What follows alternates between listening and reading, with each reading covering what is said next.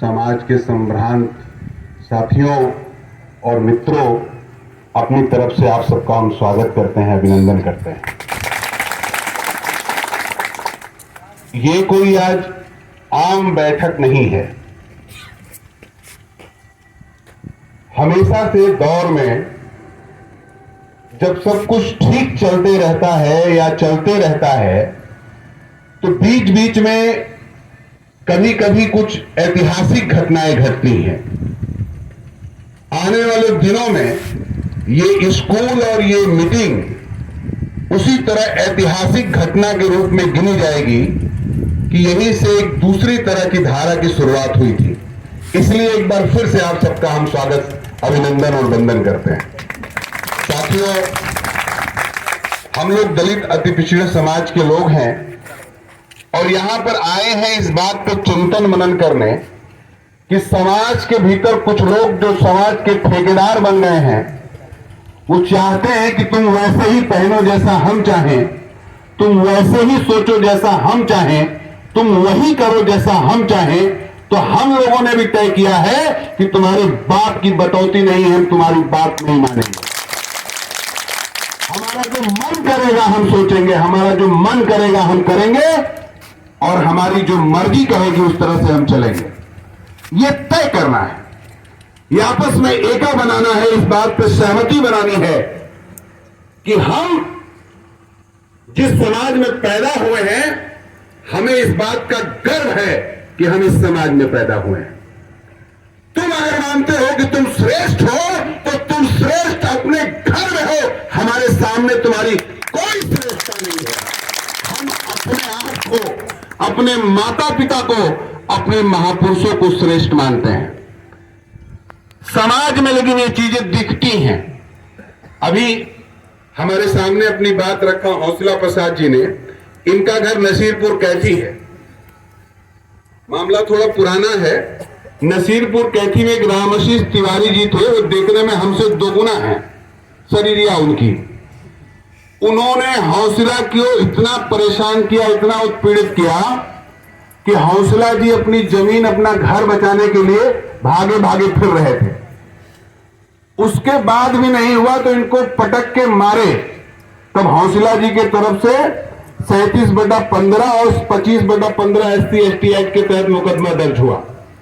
जब मुकदमा दर्ज हो गया तो फिर वो रामाशीष तिवारी जी अपने लोगों से मिलकर एक दूसरा मुकदमा दर्ज कराए कोतवाली मालीपुर में, थाना मालीपुर में मुकदमा दर्ज 307 का धारा लगवाए और हौसला जी के ऊपर गुंडा एक्ट लगवा रहे थे।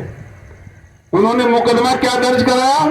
मुकदमा दर्ज कराया कि मैं जा रहा था, अचानक कट्टा लेके हौसला आ गए, हमको देखते ही हमको चढ़ बैठे और खट में फायर कर दिए, गोली मेरे कान में लग के चली गई। मैं किसी तरह बच गया। इन पे गुंडा एक्ट लगाया जाए। हौसला जी को लेकर डीएम के सामने हम लोग खड़े कर दिए, महोदय देखिए ये गैंगस्टर आदमी है, इसके ऊपर गुंडा एक्ट लगना चाहिए। डीएम कह रहा यही हौसला है, डीएम कह रहा ये हौसला है। हमने कहा हाँ हुजूर यही हौसला है जिसके ऊपर गुंडा एक्ट लगाना है। क्या सब साले फर्जिए लिखते हैं। कैंसिल किया डीएम ने। ये है समाज। हमारी सही बात नहीं मानी जा रही है, उनकी फर्जी बात लिख ली जा रही है। अभी राम प्रताप जी अपनी बात कह रहे थे, 3-3 महीना घर से भाग जाते थे। ठाकुर लोग जब भी दौड़ इनको देखते पटक के मारते थे, पटक के मारते थे। गांव में दिख जाओगे तो झरना कर देंगे। लेकिन लड़ाई शुरू की गई, जो लोग पटक के मारते थे आज राम प्रताप को देख के रास्ता बदल देते हैं, भाग जाओ नहीं सारे बहुराए गए, हमरो सबका ठीक करें। ये कहानी वही नहीं खत्म हुई। आपके जलालपुर में हमारे साथी धीरज हैं। धीरज को कुछ लोग इसलिए ले जाके अपने दरवाजे मारे पीटे कि वो इस तरह के समूह के साथ काम करते हैं, राघवेंद्र के साथ घूमते हैं, दलितों में ज्यादा जाते हैं, दलितों की बात करते हैं। जब इस बात की खबर लगी, राघवेंद्र जी को कहा गया कि भाई तहरीर दर्ज दिलाइए, मुकदमा दर्ज होना चाहिए। तहरीर दिया गया।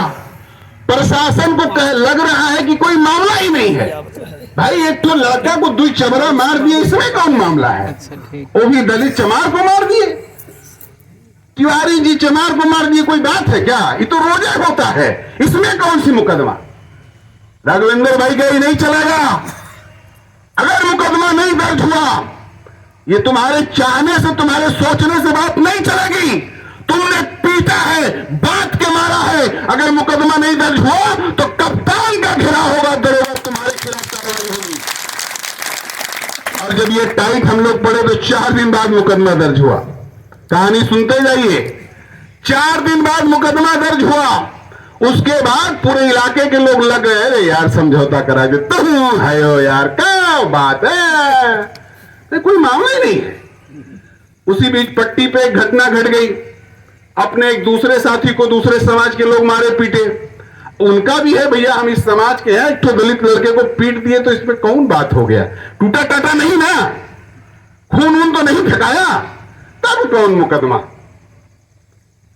हम लोगों ने कहा, हमारे साथी ने कहा कि ठीक है, फिर वही गत तुम्हारे साथ भी करते हैं, ठोकते हैं, पीटते हैं, टूटने नहीं देंगे, खून नहीं निकलने देंगे। बोलो तैयार? तब भाग रहे हैं। वहां भी मुकदमा दर्ज हुआ। इलाके में 8-10 SC/ST एक्ट का मुकदमा दर्ज हुआ। उसके बाद हुआ ये, उन लोगों ने एक फर्जी मामला बना के राघवेंद्र के ऊपर एक मुकदमा दर्ज कराया। कप्तान के यहां धरना की, आप लोग को हो सकता है जानकारी हो ना हो। कप्तान के यहां गए कि वो तो ऐसा कहते हैं, ब्राह्मण भंगी एक समान, बताओ ये क्या सही है? ऐसा करके ब्राह्मणों का अपमान कर रहे हैं। हम लोगों ने कहा DIG से मिले, DGP से मिले, लखनऊ में तमाम अधिकारियों से मुलाकात हुई। हम लोगों ने कहा कि ये हमने नहीं कहा, रामस्वरूप वर्मा जी ने कहा है, और अगर ये बात गलत भी है तो तुम पहले बताओ कि रामस्वरूप वर्मा जी की, ललई यादव की जयंती मत मनाओ। अगर वो महापुरुष ऐसा कह गए हैं और अगर ये बात संविधान के आर्टिकल 14 के तहत गलत है तो हमको चाहे जो भी सजा दे दो, लेकिन संविधान ने हमको बराबरी का अधिकार दिया है, तो हमारी जो मर्जी आएगी, हमको जो सही लगेगा हम कानून के तहत वो बोलेंगे, तुमको जो करना है करो। जब हम लोगों ने दबाव बढ़ाना शुरू किया तो कोतवाल की हालत खराब हो गई है। जलालपुर के पहले माहौल बना रहे थे, पकड़ के जेल में डालेंगे। आज कोतवाली की पुलिस राघवेंद्र और हमारे साथियों की गाड़ी देके बगल हो जाती है, बगल हो जाने तो फिर बेकार में।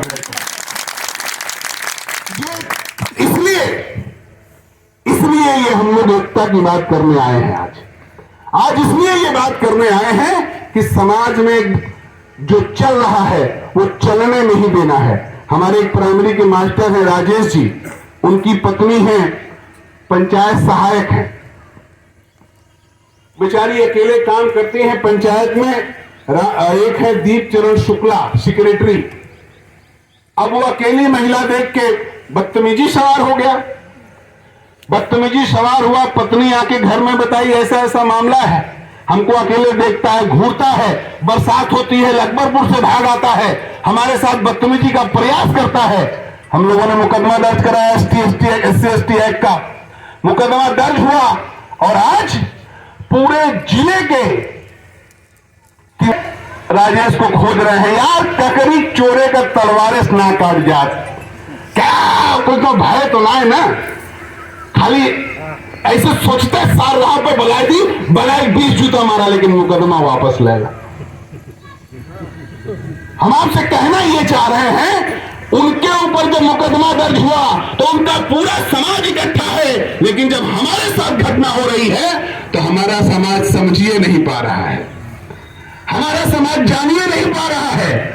और जब हम उनके फलाने की दुकान पे बैठ रहे हैं और फला हमको कहीं से खबर भी लग गई कि भाई वो राघवेंद्र उनके साथ लड़के चलते थे, अब चपा गए हैं, मुकदमा दर्ज हो गया है, तो हमारे साथी भी बैठ के मजा लेते हैं। तको राजनीतियों आजकल ज्यादा करते रही, तो को अपने आप का क्या बताई भाई, बहरे ना निकले थे, छोट बड़ा ऊंच नीच तनी कम से कम समाज में मिलाए चले चाहिए।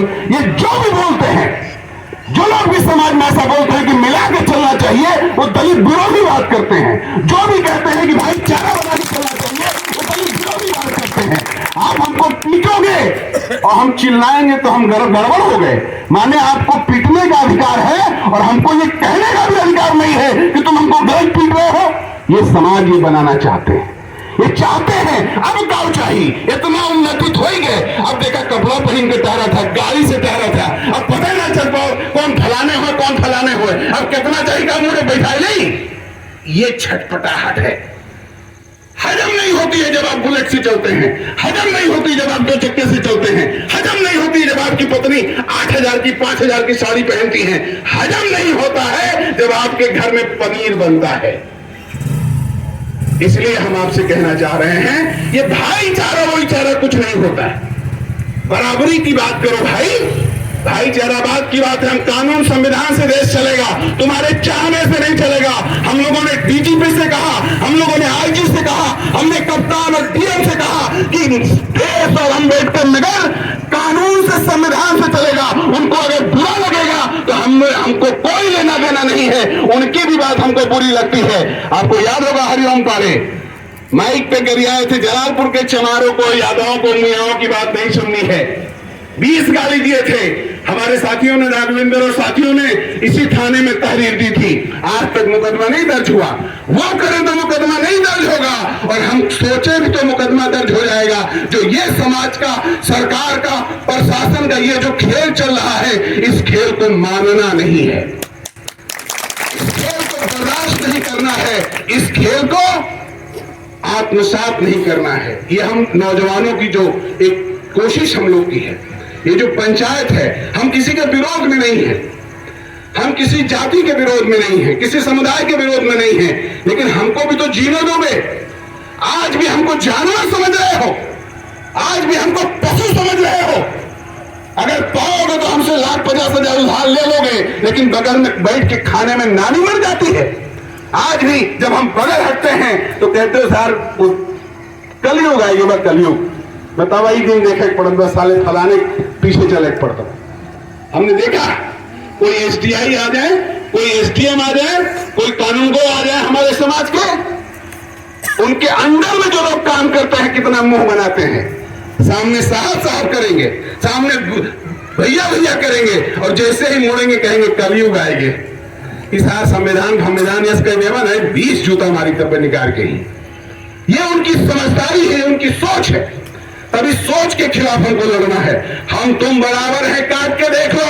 अगर हमारा खून लाल है, तुम्हारा नीला है तो कोई बराबरी नहीं है, तुम्हारा पीला है तो कोई बराबरी नहीं है। अगर तुम्हारा भी खून लाल है, हमारा भी खून लाल है, तो तुम ऊंचे नहीं हो, तुम हमारे बराबर हो। हम तुमको ऊंचा नहीं मानेंगे, हम तुमको अपने से श्रेष्ठ नहीं मानेंगे, हम तुमको बड़ा मानने से इनकार करते हैं। या तो बराबरी में रहो या रास्ता खाली करो, हम लोग चलेंगे, तुम्हारी जरूरत नहीं है समाज में। तो साथियों, हम इस बात को कहना चाहते हैं, ये जलालपुर की धरती है, राजबली यादव की धरती है, ये क्रांतिकारियों की धरती है। और दूसरी बात, जलालपुर में हमारे बिरादरी के खाली 1.5 लाख से ज्यादा वोटर है। हमको लगता है कि पूरे उत्तर प्रदेश में हमारे समाज के इतने वोटर किसी एक विधानसभा में शायद हो, मुझको आंकड़ा नहीं पता है, लेकिन जलालपुर उसमें सबसे भारी है। तब हमारे अम्बेडकर नगर का नाम हमसे माना जाता है, बाबा साहब के नाम से जाना जाता है। तब जिले की पॉलिटिक्स में हमारा उतना ही दखल होना चाहिए, जिले की राजनीति में हमारा उतना ही प्रभाव होना चाहिए। इसलिए ये हम लोगों ने एक पंचायत बुलाई है, इसलिए हम लोग की एक कोशिश है कि रोटी रोजी अपना काम करना है, बिना किए खाना नहीं मिलेगा। राजनीति से खाना नहीं मिलेगा। राजनीति में तो हमारे घर के लोगों को बर्बाद होते हमने देखा है। राजनीति में हमने देखा है, एक आदमी नेता बनता है, 99 आदमी बर्बाद हो जाते हैं। जब घूमने का चस्का लग जाता है तो काम धाम छोड़िए, साइकिल उठाए निकल गए, 4-4 दिन बाहर घूम रहे हैं। 3 लड़की की शादी करनी है, 2 बच्चे की शादी करनी है, और जब ब्याह का मौसम आएगा फिर भाग जाएंगे लुधियाना, लौटम ना ब्याह तो रसूल पहला। ये स्थिति खड़ी हो जाती है। राजनीति करना है, लेकिन घर का रोटी रोजी चलाते हुए, अपना काम देखते हुए अपना काम करेंगे। राजनीति शरीर से नहीं होती है, खबरदार इस गलतफहमी में मत रहिएगा। इसका उदाहरण आरएसएस है, भाजपा है। आज जितने भी भाजपा के नेता हैं, किसी ने भी संघर्ष नहीं किया। आप गडकरी का नाम जानते हैं? आप जान रहे हैं, नरेंद्र मोदी से लेकर तमाम लोगों का, मोदी खुद कहे हैं कि हम 18 साल में घर छोड़ दिए थे, जिंदगी भर काम नहीं किए हैं, पढ़ाई लिखाई कुछ नहीं है हमारी।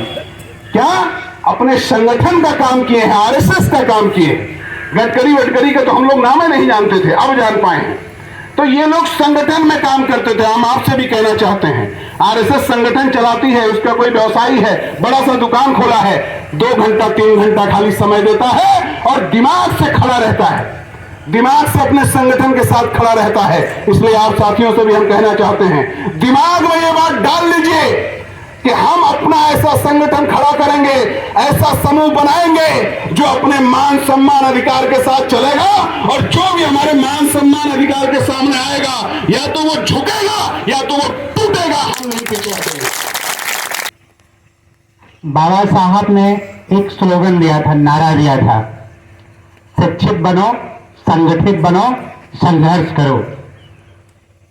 शिक्षित इसलिए बनना हमें, संगठित होने के लिए।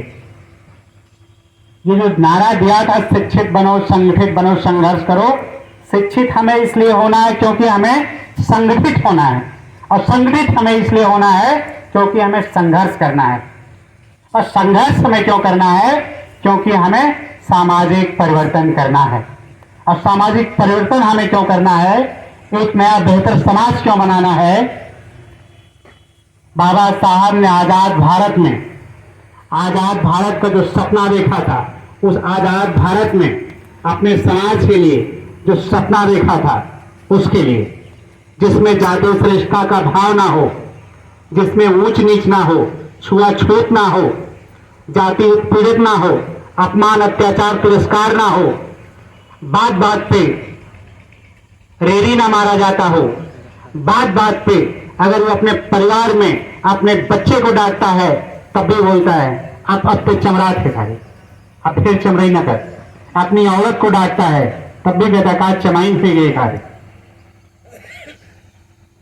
आम बोलचाल की भाषा में आपके परम मित्र, बात बात में आम बोलचाल की भाषा में ऐसा एक बात चोरी से हमारी होता। ये सब क्या है? ये क्यों प्रतीक किसने गढ़ी हमारे में? ये हमारे बारे में ये प्रतीक किसने गढ़ा?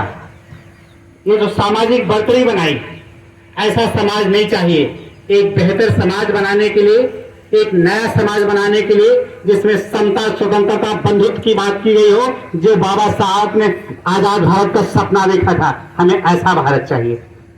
उसी नए व्यवस्था, उसे बेहतर समाज को बनाने के लिए हम और आप यहां इकट्ठा हुए। बाबा साहब ने विधि मंत्री रहते हुए कहा था कि संविधान कितना भी बुरा क्यों ना हो, अगर उसको लागू करने वाले लोग अच्छे हैं तो संविधान अच्छा साबित होगा। संविधान कितना भी अच्छा क्यों ना हो, अगर उसको लागू करने वाले लोग बुरे हैं तो बुरा साबित होगा। और आज हमारे साथ वही हो रहा है।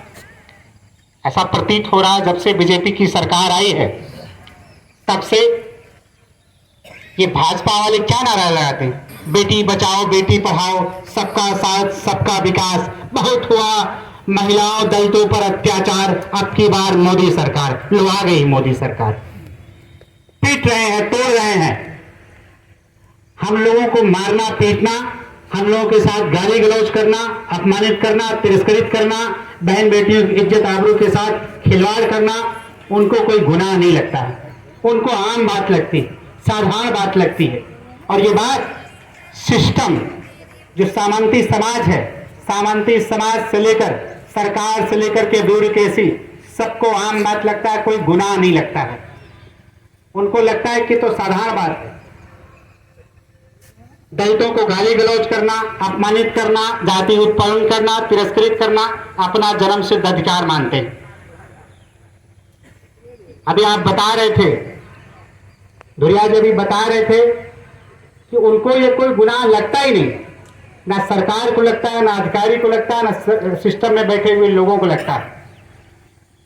एनसीआरबी जब से भाजपा की सरकार आई है, तब से, ये मेरा आंकड़ा नहीं है, उत्तर प्रदेश सरकार का ही एनसीआरबी एक संस्था है, उसका ये आंकड़ा, उत्तर प्रदेश यूपी अपराध में, दलित उत्पीड़न में नंबर 1 पे, महिला उत्पीड़न में नंबर 1 पे है। हम लोगों ने देखा हाथरस की घटना, हम लोगों को याद होगी। हाथरस की घटना काफी चर्चा में थी, दलित लड़की के साथ, युवती के साथ बलात्कार होता, पूरा सिस्टम, पूरा सरकार उसी के पक्ष में, सामंती समाज उसी के पक्ष में खड़ा था। अभी हम लोगों ने देखा प्रयागराज की घटना कि नाबालिग बच्ची के साथ रेप करके उसकी हत्या कर दी जाती है, उसके परिवार की हत्या कर दी जाती है। हम लोगों ने जून अलीगढ़ में देखा था कि कैसे एक बच्चे को मतलब पानी पीने के लिए मार दिया गया। हम लोगों ने सोनभद्र में देखा कैसे दलित नौजवान से जूता चटवाया जाता है।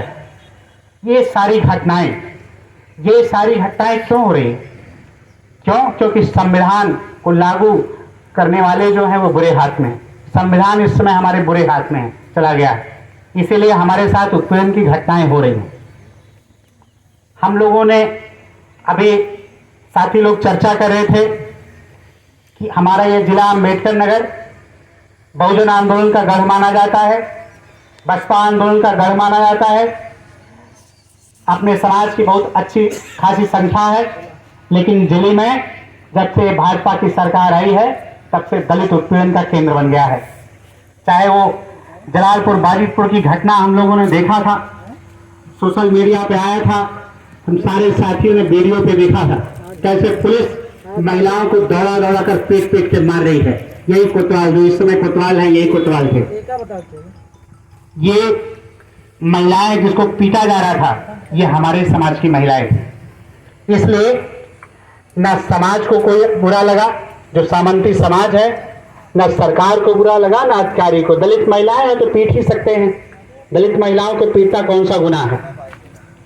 कोई मन मुकदमा नहीं हुआ। अलबत्ता जिसके लिए विवाद हुआ था अभी महीना भर पहले, उसको बांधे, आप लोग गए होंगे तो ध्यान दिए होंगे, बाबा साहब पार्क को बांधे करा लिया गया है।